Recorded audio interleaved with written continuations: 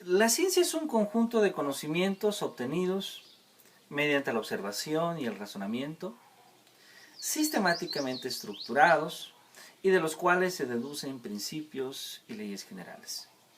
La matemática es una ciencia abstracta y deductiva. De hecho, las matemáticas son una ciencia formal que, partiendo de axiomas y siguiendo un razonamiento lógico, estudia las propiedades y las relaciones entre las entidades abstractas como los números, las figuras geométricas o los símbolos.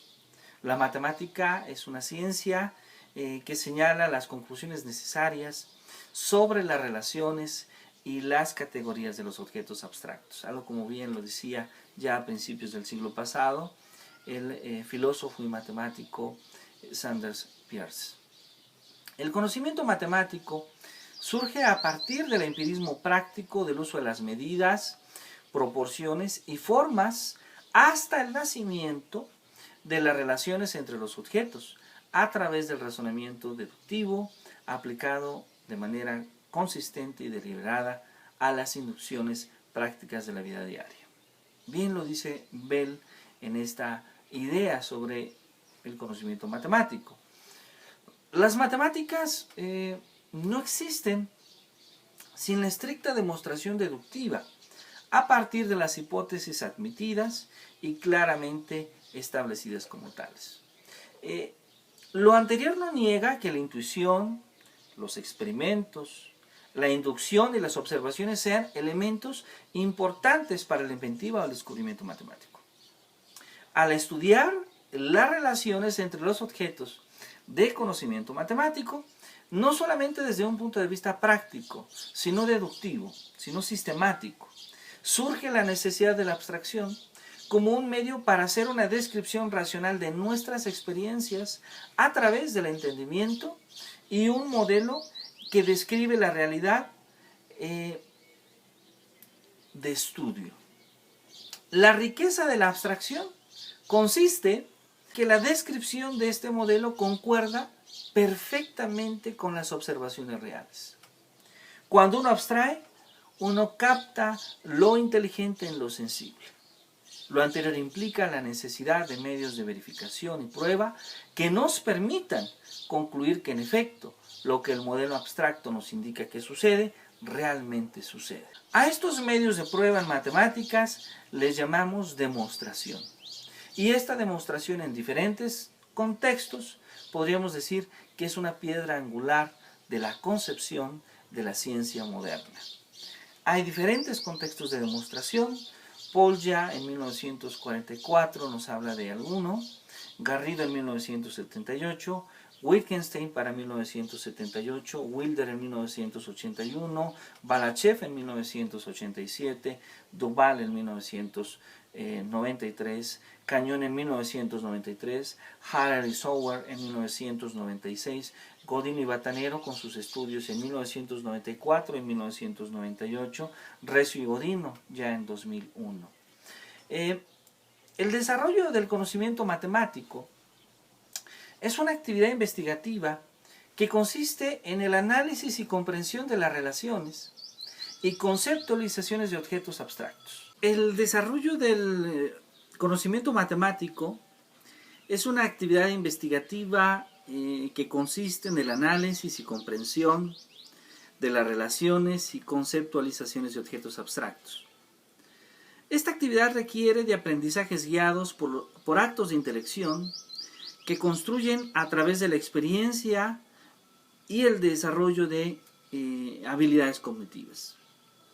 Naturalmente, la actividad investigativa implica un conocimiento de las matemáticas y un conocimiento del mismo individuo, de la misma persona, sobre las formas en las que uno mismo reflexiona y conoce. Una relación muy interesante es que a esto justamente le llamamos, en otros campos de la educación, el autoconocimiento. Para Tomás de Aquino, la estructura del entendimiento se constituye de un entendimiento actuante, los sentidos, la imaginación, las imágenes y las representaciones de los datos de los sentidos. y un entendimiento en potencia. El entendimiento actuante ilumina la imagen y la usa como instrumento para imprimir en el entendimiento en potencia una especie inteligible. El entendimiento en potencia, determinado por la especie, tiene un acto, el entender. Y de este acto procede una palabra interior que le sigue de un proceso reflexivo llamado reducción de la definición a su principio.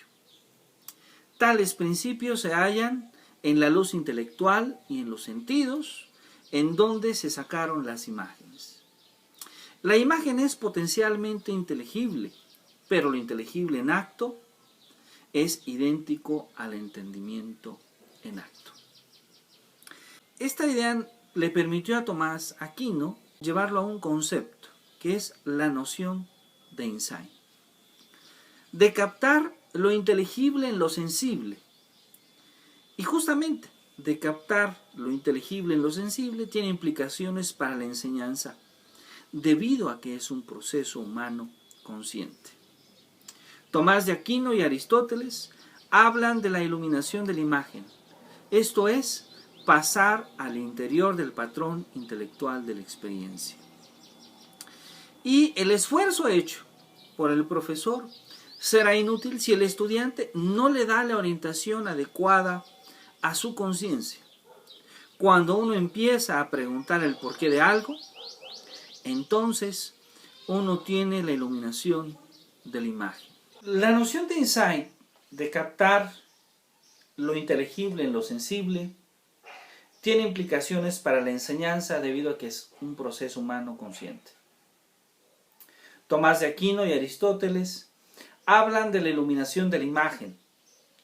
Esto es, pasar al interior del patrón intelectual de la experiencia. El esfuerzo hecho por el profesor será más útil si el estudiante le da una orientación adecuada a su conciencia.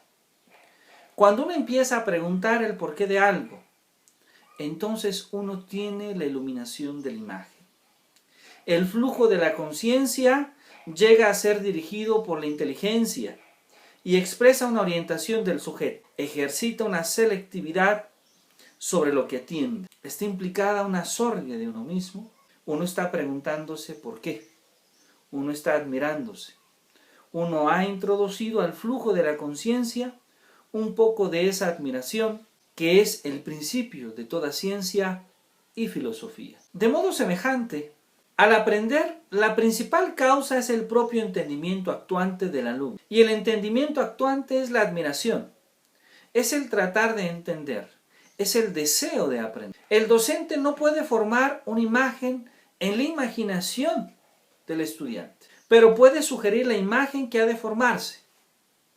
El docente no puede estar seguro de que la imagen que se vaya a formar sea desde la perspectiva correcta.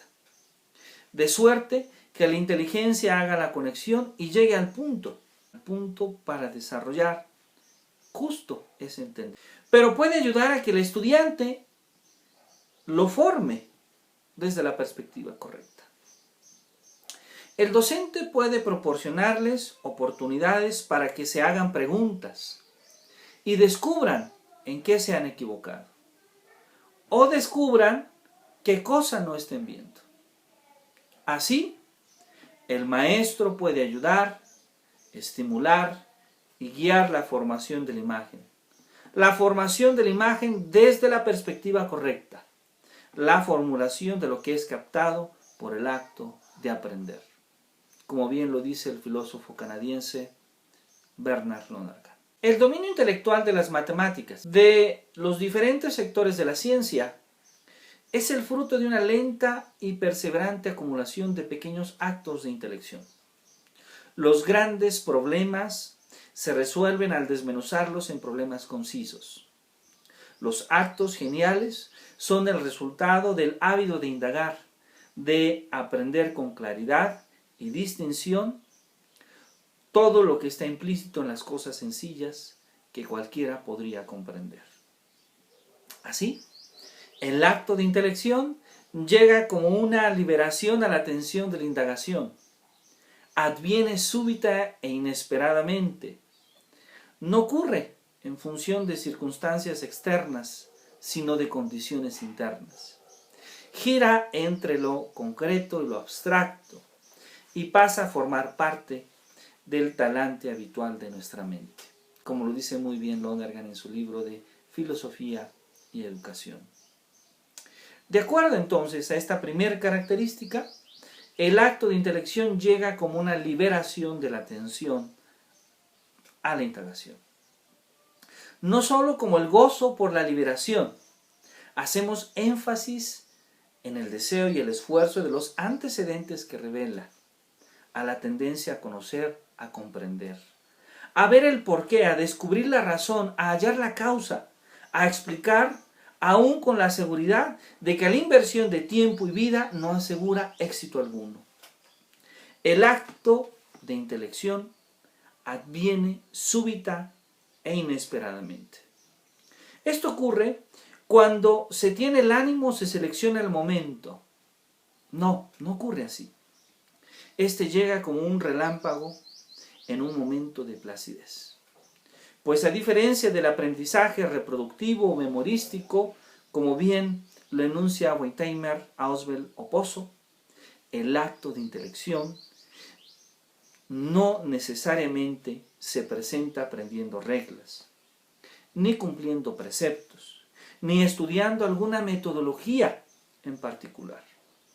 El descubrimiento es un comienzo novedoso, el origen de nuevas reglas que contemplan, que completan o reemplazan a las antiguas.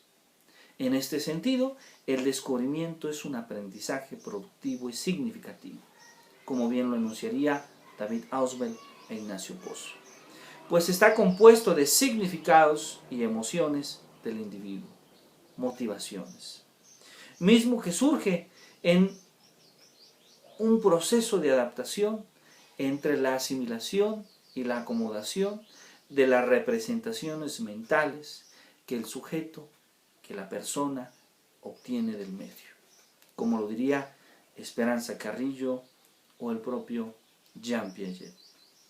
Y claro, y del desarrollo de una conciencia individual y colectiva, citando aquí a Bernard Lonergan, a Edgar Morin y al mexicano Martín López Calva.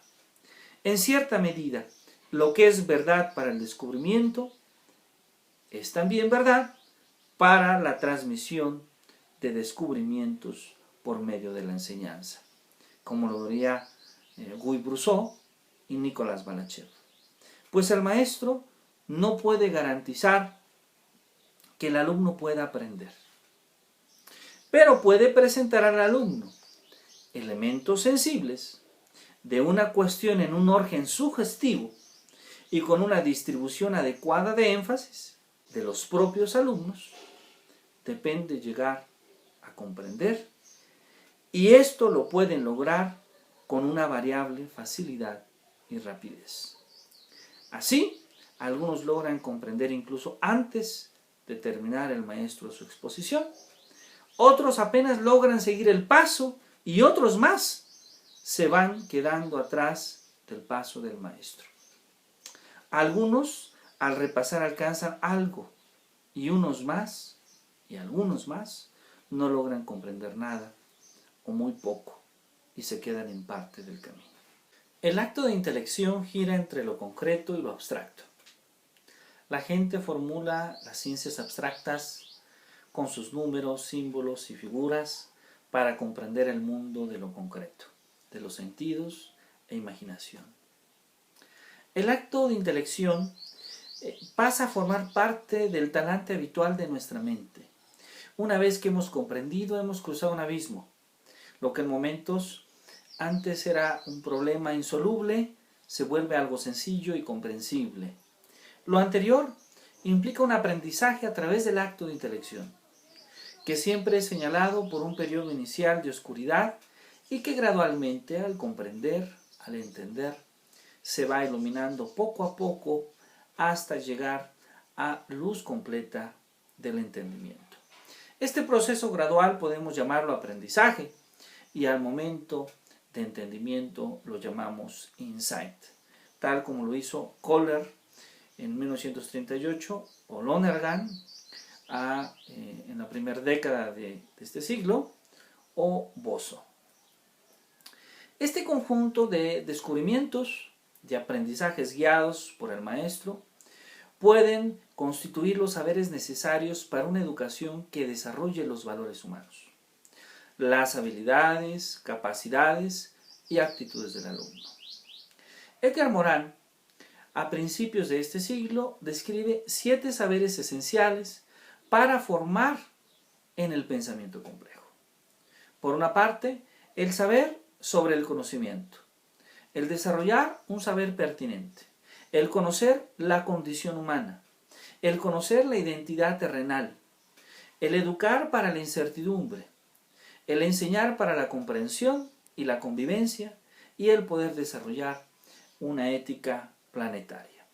Note entonces que la función de las matemáticas es eminentemente educativa, pues de las posibilidades de comunicación entre los humanos, las matemáticas se ocupan de los enunciados que se siguen, que se implican necesariamente, de enunciados anteriores. A ello se dedican las matemáticas. Su preocupación mayor, bajo esta perspectiva, no son las cosas como son. Ello lo estudian otras ciencias, sino las cosas como deberían de ser si se prefijan ciertas reglas.